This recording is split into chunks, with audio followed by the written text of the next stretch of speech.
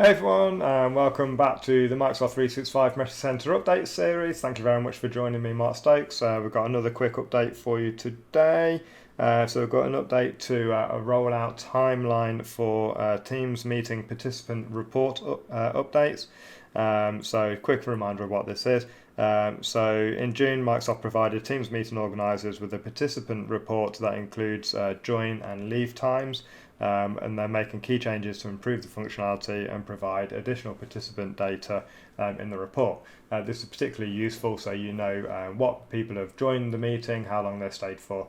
I guess there's some use for internal meetings if you're doing things like town halls and something like that, so you can test the engagement and the user participation. But I think more especially if you're going to use it for webinars and external meetings, it could be very useful. So we know at what point people tune out or when people come in late. So I think that's going to be very, very useful.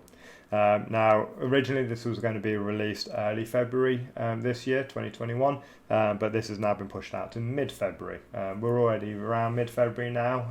It's currently the 10th or the 11th of the day of recording.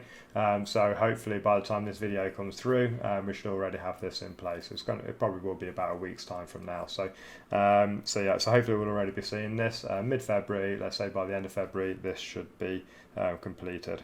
Okay, it should be completed by the end of February. Okay, so thank you very much. Quick little update there, and I look forward to seeing you next time. Thank you, goodbye.